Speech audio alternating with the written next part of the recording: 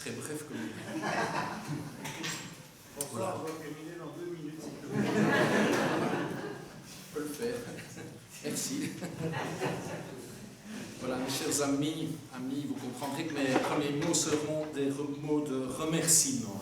Et d'abord à ma chère institution, représentée hier par le recteur Pierre Jadoul et pendant tout le colloque par un de ses vice-recteurs, Hugues Dumont, que je remercie particulièrement de l'appui à ce colloque, de l'intérêt qu'il y a apporté et du soutien de tous les instants. Merci.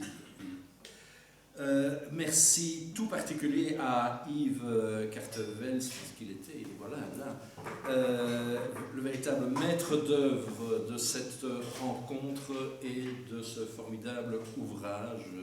Vous vous rendez compte de ce que ça représente en amont, un ouvrage de cette taille dont il a voulu qu'il ne soit pas seulement une juxtaposition de textes aussi brillants et amicaux fussent-ils, mais qu'il soit organisé selon des thématiques, des axes. Ça demande évidemment beaucoup de travail et aussi pour organiser ce colloque, y compris dans ses aspects les plus matériels dont on a pu apprécier hier soir d'autres avantages.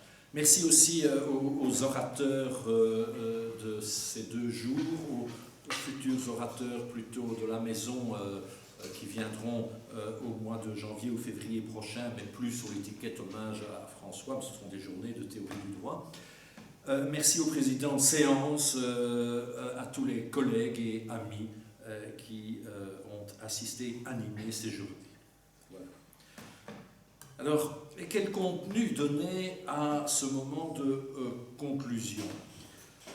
Certainement pas l'idée d'une synthèse, elle serait impossible. Je dirais simplement que si le titre qui nous rassemblait, c'était le droit malgré tout, permettez-moi après ces 2 jours de dire le droit par-dessus tout,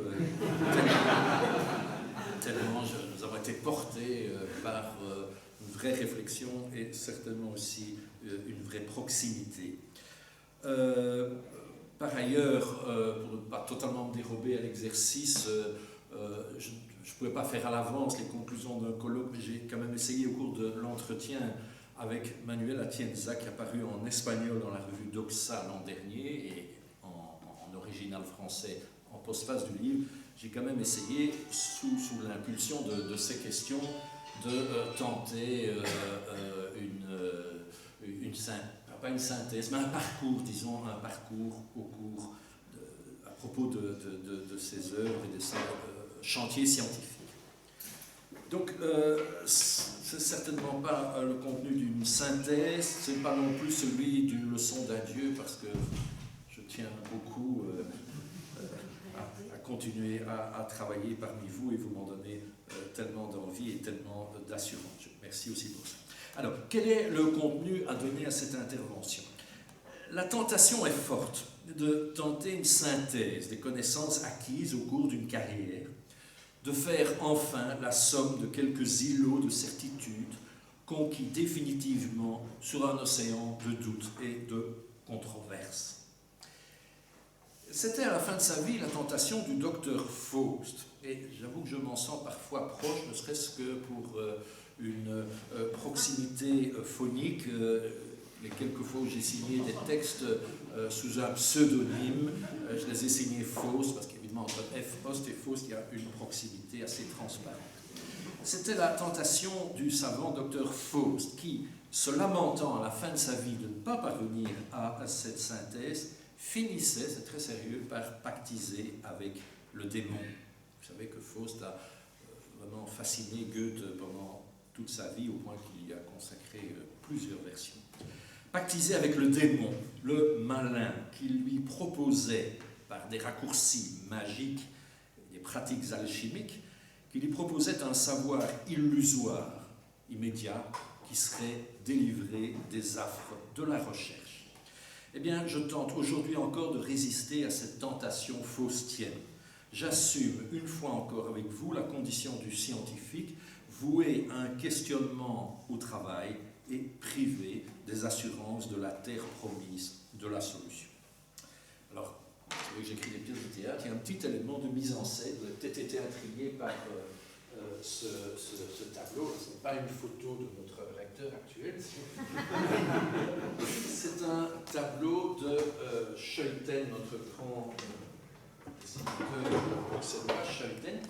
Et vous êtes en train, pas tout à fait de voir le thème du tableau. C'est un livre au-dessus d'une montagne avec des alpinistes qui essayent d'y arriver. Et le titre du tableau, c'est « The Ultimate Book », le livre ultime.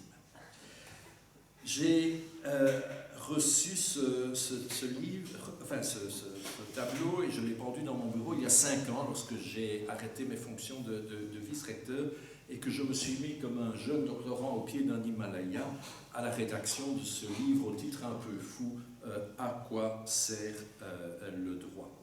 Et je me le suis mis tous les jours sous les yeux pour me persuader que le livre ultime n'existe pas. Et vous aurez remarqué d'ailleurs qu'il y a dans les 24 casiers des 2 armoires, il y a une case vide qui est un peu comme la case du jeu de taquin qui permet d'encore penser et écrire, qui permet le mouvement des idées. Donc, ce livre ultime n'existe pas. Il n'y a pas d'Urbook ou de Grundbook, pas plus qu'il n'y a de Grundnorm. On peut le viser, mais on ne peut jamais prétendre ni le détenir, ni l'écrire. Son encre n'aurait pas encore séché que déjà ce livre laisserait à désirer, précisément, laisserait à désirer, inachevé, brouillon, il creuserait le désir immédiat de faire plus et mieux. Chaque livre couvre dans ses flancs le suivant, et s'il ne le fait pas, c'est qu'il n'est pas bon. Du coup, c'est le livre qu'on porte, comme on porte un enfant. C'est ce livre qui suscite toute la passion, tandis que déjà pâlit l'intérêt du précédent. Ce livre ultime, à la fois, on en poursuit passionnément la trace, et en même temps, il échappe toujours. Mieux, il doit échapper, car qui croirait le détenir serait bien fou et bien malheureux. Tous nos livres sont des avant-derniers livres. Comme Derrida explique que même nos langues maternelles sont des langues secondes, maladroites traductrices d'une avant-première langue qui n'existe pas et qui pourtant nous fait parler. L'écriture est comme le combat de Jacob avec l'ange. On le perd nécessairement et on en ressort boiteux. Mais en même temps, on en ressort transformé. Jacob s'appelle désormais Israël, car il a entreaperçu, l'espace d'un instant, l'ineffable qui fait parler. Et pour en rester à la Bible, cette histoire m'en évoque une autre, celle du rabbin qui enseignait à ses disciples les 60 interprétations de tel verset. Laquelle est la vraie, demande le disciple. Et, comme vous vous en doutez, le rabbin de répondre la 61e. Ces histoires sont grecques également. Elles m'évoquent Sisyphe, condamné à rouler chaque jour son rocher au sommet de la montagne jusqu'à ce qu'il dévale la pente chaque soir, sitôt le sommet atteint. Penserons-nous alors que Sisyphe, comme l'écrivain ou le philosophe du droit, est le signe de l'absurdité de la condition humaine? Non, je ne pense pas. Il est faillible, oui. On a parlé de ratage ce matin. Il est faillible, oui. Absurde, jamais. Il faut imaginer Sisyphe heureux, écrit Camus. Il faut imaginer Sisyphe du matin, lorsque plein d'entrain et d'espoir, il repart à l'assaut de la montagne. Et puis, que savons-nous même du Sisyphe du soir? Que savons-nous de ses pensées du couchant, lorsqu'il s'est approché, ne serait-ce qu'un peu, de la source de l'écriture? Il faut revisiter le mythe de la finitude, comme il a fallu, on en parlait ce matin, revisiter l'histoire de Babel. Babel, ou la soi-disant malédiction de la confusion des langues. Mais non, la malédiction, c'était la prétention à la langue unique, synonyme de pouvoir hégémonique, celui que Nemrod avait imposé à toute la contrée, indice aussi de la pensée unique, de savoir dogmatique, celui des hommes qui croient pouvoir monter jusqu'au ciel. Babel, au contraire, c'est l'humanité retrouvée avec son joyeux tohu-bohu et son inépuisable diversité. Voilà le terreau qui nourrit l'écriture, voilà l'entre-deux où elle se déploie. Son horizon n'est pas celui de la vérité, qui est dangereuse et prétentieuse, mais celui plus modeste et plus simulant du sens qu'on tente de construire.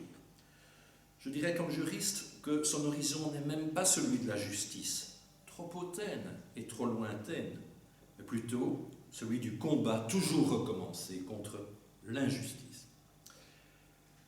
J'arrête ici ce point-là parce que j'ai dit que je ne ferai pas une leçon. Je suis quand même content d'avoir pu dire ça. Alors pour poursuivre, 2 maîtres mots me viennent à l'esprit ce soir. Gratitude et jubilation qui règnent avec passion. Gratitude. Gratitude tout d'abord pour Martine, mon épouse. Nous étions ensemble, côte à côte, sur les mêmes bancs en 1970. 48 ans plus tard, nous y sommes toujours. Alors, il n'y a plus beaucoup d'étudiants que je pourrais mettre en garde, mais attention, Saint-Louis, agence matrimoniale, ça a toujours existé. On ne peut pas dire, Martine, que tu es une lectrice assidue de mes textes. Ce qui est très bon pour mon ego, mais de toute façon, l'essentiel n'est pas là. L'essentiel tient à ce Sisyphe du soir, qui mystérieusement retrouve chaque jour l'énergie et même la jubilation à remonter son rocher, qui le préserve aussi de la tentation faustienne, bien réelle. Et je dis, le mystère de Sisyphe se dissiperait un peu si on savait avec qui Sisyphe partage l'autre moitié de sa vie. Ma gratitude va aussi à mon université et à ses recteurs dont pour des raisons très diverses j'ai toujours été fort proche. Monseigneur Van Camp, Jacques Dabin, Michel Van de Kerkhove, Jean-Paul Lambert, Pierre Jatoul.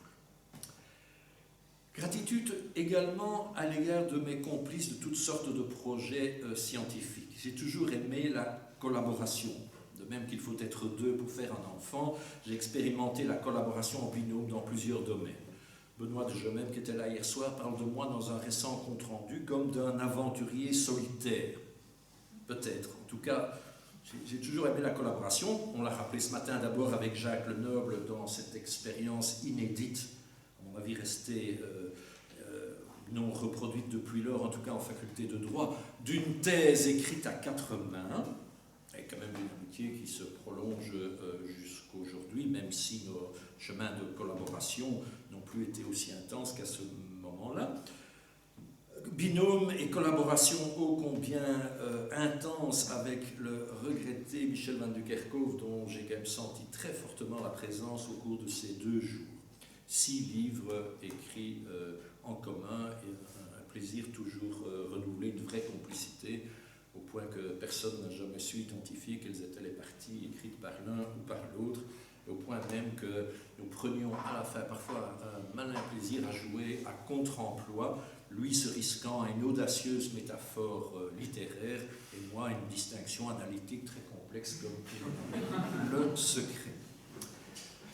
Complicité aussi et proximité avec Marc Vanouk, qui était présent ici au cours de ces 2 journées, comme on l'a rappelé, pour la mise en place des candidatures bilingues qui restent aujourd'hui toujours très suivies, et quelques années plus tard pour le lancement de l'Académie européenne de théorie du droit, dont plusieurs étudiants de l'époque sont parmi nous au cours de ces journées sont devenus professeurs, comme par exemple Alain Papot et Massimo Vogliotti, qu'on a eu le plaisir d'entendre au cours de ces journées. Ça a vraiment été une expérience extraordinaire de pouvoir rassembler ici, dans ces murs et à la KUB pendant 20 ans, vraiment une équipe de professeurs dans différents domaines, l'interdisciplinarité, qui ne partageaient pas nécessairement la même discipline, mais qui partageaient certainement les mêmes valeurs de recherche. Et ça nous donne le plaisir, à Marc et moi, au cours de nos pérégrinations de professeurs émérites, de retrouver dans beaucoup d'universités des anciens qui jouent un rôle très, très fondamental. Collaboration en binôme aussi avec Jean-Paul Lambert, qui a de très bonnes raisons et rassurantes, rassurez-vous, de ne pas être ici aujourd'hui, qui me demande de l'excuser, mais qui est tout excusé et avec lequel j'ai passé 10 années de vice-rectorat à ses côtés. Ça, je ne l'ai jamais regretté, malgré la dureté de ce n'est-ce pas mon cher Hugues, de cette condition de vice-recteur, de recteur, ce furent aussi des années intenses et des années positives. Proximité et collaboration avec mes doctorants, dont je me suis toujours senti très proche, plus compagnon de route en réalité que sévère censeur. Gratitude aujourd'hui aussi et aujourd'hui pour la magnifique relève qui s'est levée dans tous ces domaines. Je pense à Delphine Misonne et François Tulkens au Cèdre. Je pense à Antoine Bayeux à la revue et au séminaire interdisciplinaire juridique. Je pense à Antoine encore, à Diane Bernard, à Jérémy Van Merbeek pour les cours de droit naturel et de théorie du droit.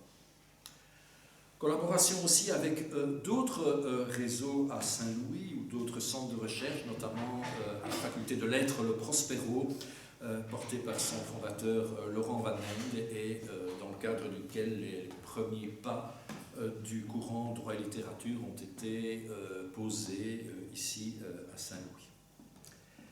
Complicité aussi avec Marie-Françoise Touam, ma complice de toujours, pendant les 11 années de décanat à la faculté de droit et les 20 années de présidence du comité des publications.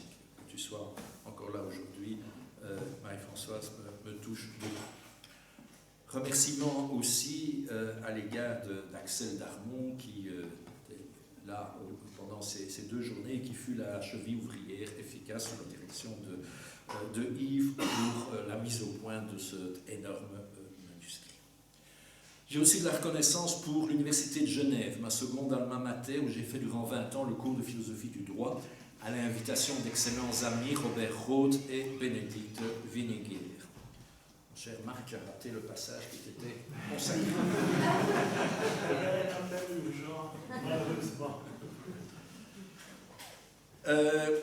Proximité aussi avec toutes sortes de réseaux de recherche, au premier rang desquels je place le Cercle de cordialité, fondé par notre grand ami commun André-Jean Arnaud, et puis le réseau Droit et Société, la revue Droit et Société, animée par Jacques Comin, ici présent, avec lequel une profonde amitié et complicité, jusque y compris dans des titres de livres, nous guide, ce qui nous vaut aujourd'hui toutes sortes de rencontres.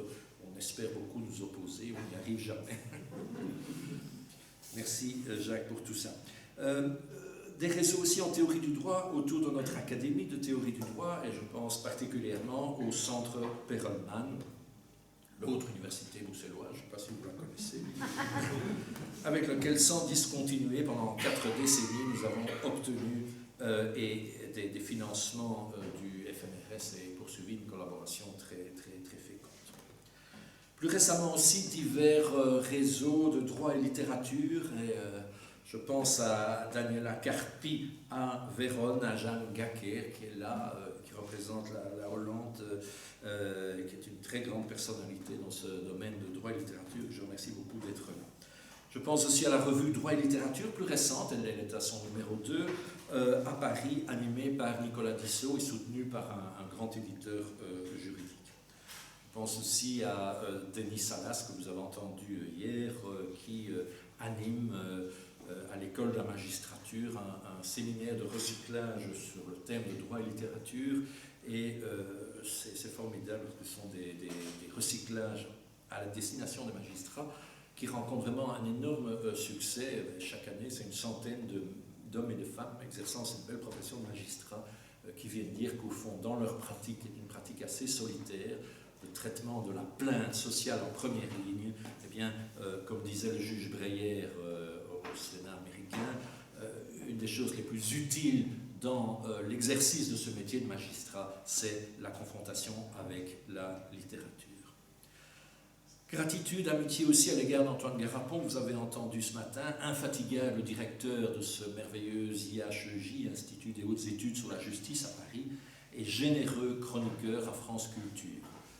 Antoine est quelqu'un qui à la fois pense profondément par lui-même, il a la générosité de faire le traducteur, le communicateur, notamment sur les ondes de France Culture. Une mention spéciale aussi pour Manuel Atienza, en Espagne, fondateur de l'Association internationale de philosophie du droit latine, qui regroupe beaucoup de monde, c'est notamment tout le continent sud-américain, directeur de la très importante revue Doxa, et à l'amitié duquel je dois ce long entretien qui fait la postface de l'ouvrage. Alors j'ai aussi une énorme gratitude à l'égard de mes traducteurs et traductrices, qui furent sans conteste, mon cher Oscar, mes meilleurs lecteurs, traquant les textes à la virgule près, puis les restituant avec la créativité nécessaire dans une autre langue. Je salue ici Oscar Torres, traducteur, il fallait le faire, de La pyramide au réseau, énorme ouvrage de 500 pages, traduction en langue espagnole. Une traduction donne une deuxième vie et comme une deuxième chance à un livre. Un autre personnage d'auteur, une autre œuvre se développe ainsi dans une autre culture. Et à en croire les index de citation, j'ai fait une fois l'exercice, eh bien, le François Host hispanophone et lusophone est beaucoup plus cité que le François Host francophone. Je ne sais pas si c'est un mystère de l'informatique, mais voilà. Merci à toutes ces entreprises de traduction. Il y en a quand même deux qui sont amusantes. L'une pour le livre traduire, l'une en arabe, et c'est le livre qui s'ouvre à l'envers, et l'autre en vietnamien. Le seul mot que j'ai pu identifier, c'est mon nom sur la couverture. Un mot aussi pour mes éditeurs. À Saint-Louis, bien sûr, où j'étais mon propre éditeur. Ah, ça allait bien. Mais aussi, je pense à Breuiland, le cher monsieur Van de Velde, que nous avons tous connu. Larcier, Antémis de Bouc, Lessius, et puis à Paris, les Puffs, Odile Jacob, La Découverte, Fayard, Michalon. Je leur suis chaque fois reconnaissant car je suis un auteur peu souple à la vérité, leur imposant un manuscrit, un titre et une couverture. Et ça, les éditeurs, aujourd'hui en tout cas, n'aiment pas du tout. Ils disent, mais vous auriez dû venir beaucoup plus tôt, on aurait discuté, on aurait fait un livre plus court, et voilà.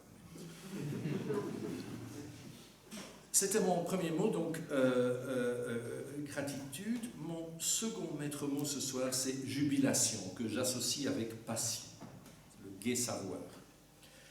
J'ai toujours considéré comme un privilège de bénéficier, généralement 3 fois par semaine, d'un auditoire d'étudiants. Certains considèrent que l'enseignement aux étudiants, a fortiori des étudiants en début de parcours et dans de grands amphis, est une corvée dont il faut s'acquitter, bien entendu, mais qui nous détournerait de la partie noble du métier. J'avoue que je n'ai jamais pensé ainsi, même si, je l'avoue aussi, j'ai souffert pendant la période d'examen et que j'ai passé énormément de temps à préparer mes cours, peut-être rationnellement trop de temps, enfin, on ne se refait pas.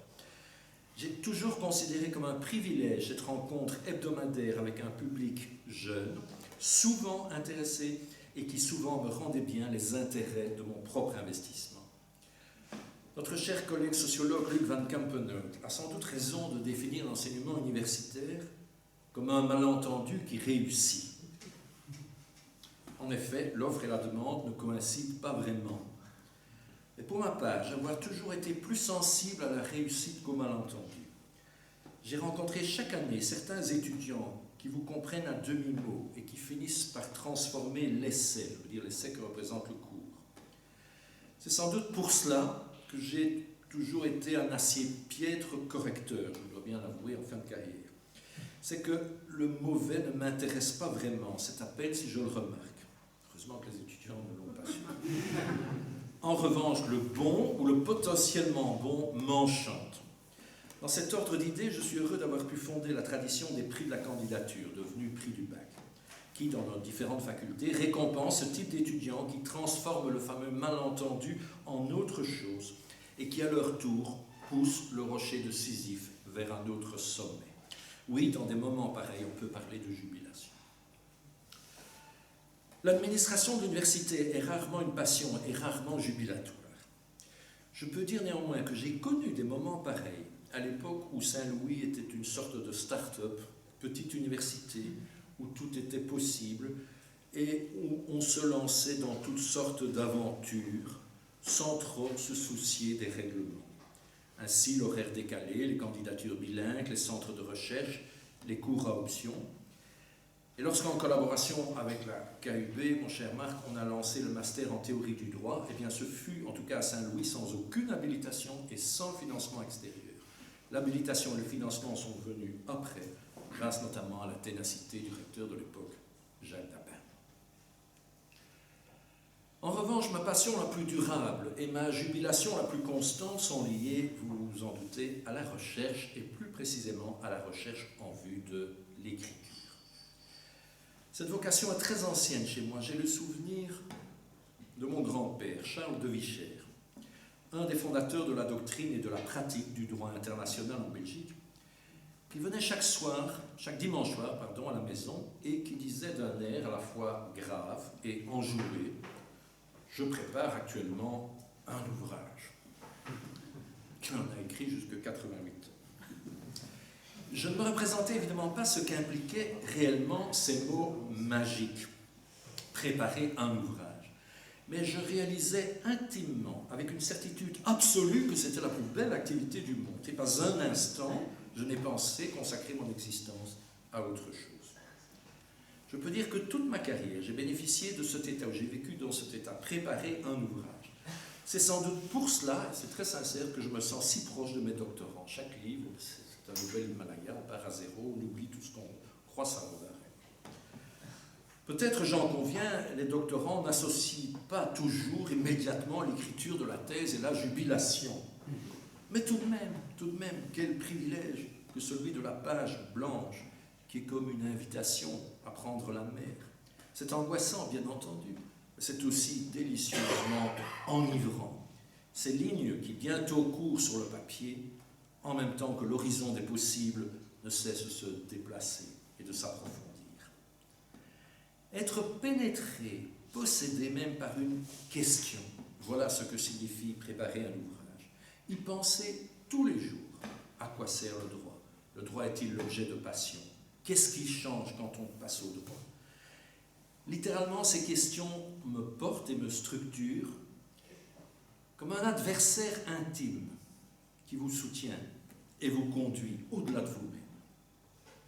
Puis, une fois l'ouvrage achevé, c'est la joie de tenir les épreuves entre les mains, le choix gourmand de la couverture, l'établissement des listes de collègues auxquels adresser le livre, et bientôt la lecture des premières discussions critiques, un moment cependant où l'esprit est déjà requis par un autre ouvrage et l'appel d'un autre horizon.